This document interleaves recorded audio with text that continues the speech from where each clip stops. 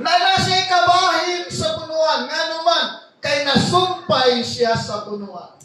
Originally, dili iyahan punuan. Pero, giisip na kabahin siya sa punuan, kay nasumpay siya sa punuan. Amen.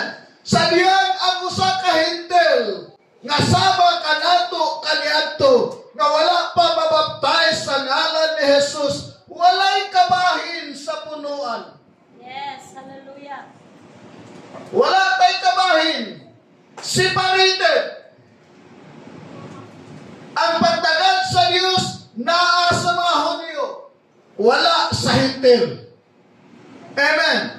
Pero tungod sa grasya sa Diyos, usa kini katinago, daghan ang wala masayod tungod kay dili sila kasabot o wala sila padaygi sa pulong sa Diyos.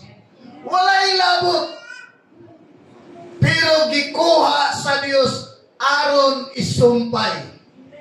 Amen. And that is gitawag o gitawag o grasya sa Diyos.